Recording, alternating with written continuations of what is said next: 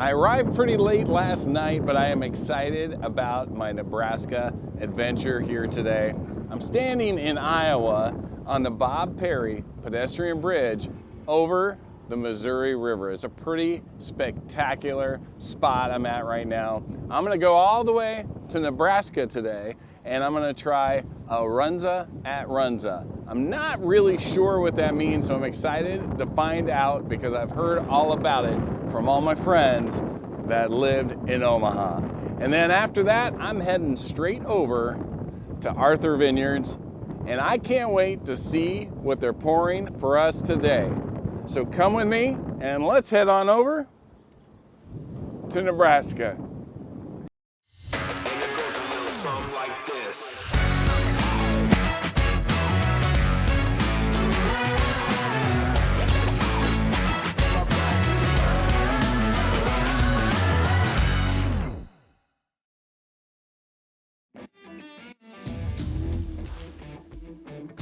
There is a power in arrival. When the day begins and the horizon opens up, you realize you've reached a crossroads of American history. Welcome to Omaha, Nebraska. Rising above the churning waters of the Missouri River stands a marvel of modern engineering, and they call him Bob. Named after Senator Bob Kerrey, this is a 3,000-foot suspended dream, a cable-stayed giant that defies gravity, anchoring Nebraska to Iowa with two 100-foot towers that seem to pierce the clouds. Stepping onto the walkway, the city noise fades. You are 60 feet above the water now. It's an almost airborne experience, a feeling of suspension between the earth and the sky. And then you reach the middle, the exact spot where geography bends. 1 foot in Nebraska, 1 foot in Iowa. For a moment, you are standing in two places at once, straddling the mighty river that once guided Lewis and Clark. But Bob is more than just steel and cable. He is the heartbeat of this riverfront. From the splash pads of the 3-acre Omaha Plaza to the National Park Service Visitor Center, life thrives here. And with the Baby Bob expansion finally complete, the bridge now flows seamlessly into the heart of the district, connecting 150 miles of trails to the soul of the city. We have arrived in Nebraska, but the journey is just beginning.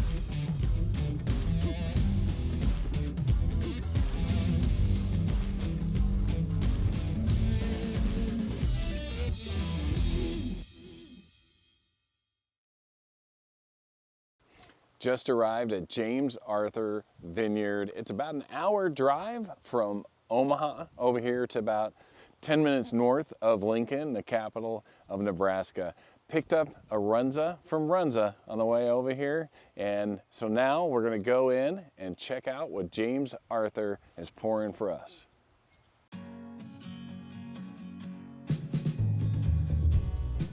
I leave the city of Omaha skyline in the rearview mirror, and the Nebraska landscape transforms right before me. Here, just north of Lincoln, the prairie rolls into the endless hills of gold and green. I've arrived in Raymond, Nebraska, and hidden within these 400 acres of pristine grassland lies a testament to vision and patience: James Arthur Vineyards. It began as a whisper in 1992, a family hobby. 100 vines planted by hand in the rich Midwest soil. But the land had more to say. From those humble roots, James Arthur Jeffers and his family cultivated something historic. Today, this is Nebraska's largest winery. It's a place built on the sweat of the third generation, a true family legacy rooted in the belief that great wine isn't just grown in California or France, it belongs here too. Walking onto the grounds, you feel the serenity immediately. The sound of the waterfall cuts through the silence of the plains. Inside the 8,000 square foot estate, the air is thick with the scent of oak and aging fruit. From the cozy warmth of the stone fireplaces to the sun-drenched tasting room, it invites you to slow down. But the true soul of James Arthur is in the glass. These are hardy grapes. St. Croix, Edelweiss, survivors that thrive in the harsh extremes of the Nebraska climate. They produce wines that are bold, complex, and unapologetically Midwestern. Whether it's the award-winning Sweet Charlotte or a barrel-aged dry red, every bottle tells the story of the seasons that shaped it. This is just as much a vineyard as it is a pioneer on the prairie, a place where the land gives back what you put in. We have the wine, and so it's time to taste the pride of Nebraska's viticulture.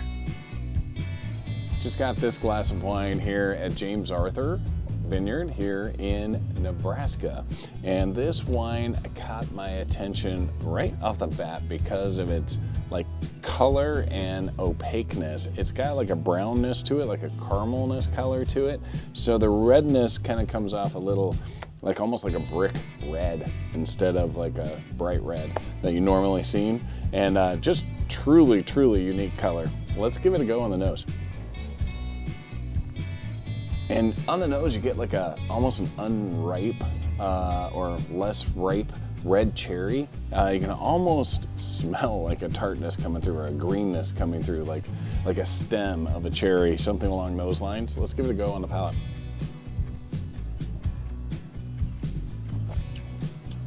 And that tart cherry holds on. If you ever tasted a Rainier cherry, it's kind of along those lines. And it does have a greenness to it, like a little bit of mossiness to it. But overall, it's called Hope. It's a decent wine, and all the proceeds from this wine go to cancer research. So pretty good cause and a very unique wine. Sitting out here on the patio, enjoying a glass of Edelweiss here. And Edelweiss is actually the name of the grape. It's called Edelweiss. And this has been the crowd pleaser since pretty much they started here at James Arthur Vineyards. It's got awards pretty much every year. It's grown right here in Nebraska, and it's just, like I said, the crowd favorite. So let's give this a go on the nose. You get a little bit of like a salinity there. You get a little bit of lemon, and then a little bit of sweetness coming through like a honey or something along those lines. Let's give it a go on the palate.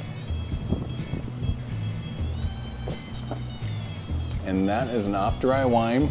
It's really a crisp, clean white wine. Comes on Riesling-like. It's got a lemon taste for sure, like a tart lemon. And then that sweetness kind of mellows out that tartness. And then there's definitely like a yellow flower, like a sunflower or something along those lines in this wine. I could see why this is a crowd favorite, and the fact that it's grown right here in Nebraska is pretty impressive.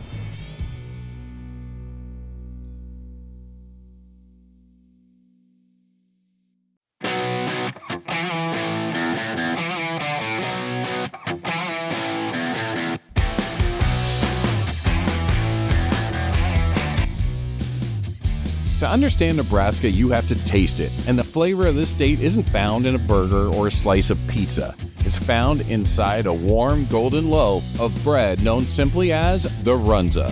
The story starts in 1949 with Sally Everett and a family recipe rooted in the Old World. It was the German-Russian immigrants who brought the beer rock to the Great Plains, a savory pocket designed to feed hard-working families. Sally adapted it, trademarked it, and built a legacy. For decades, they even served these up in full lederhosen uniforms, a nod to the heritage baked into every single batch. While the uniform has changed, the recipe has not. It is a masterpiece of simplicity. Soft yeast dough made from scratch every morning, stuffed with a simmered blend of ground beef, onions, and that crucial signature ingredient, cabbage. It is seasoned, sealed, and baked to perfection. It's not quite a sandwich, not quite a calzone, it's a Runza. It is the ultimate comfort food, savory, hearty, and undeniably Nebraskan. I have this Nebraska legend in hand, the famous original Runza sandwich, but the journey isn't over. I'm taking this humble working class staple up the road to James Arthur Vineyards. It's time to see how this piece of history pairs with locally crafted wine.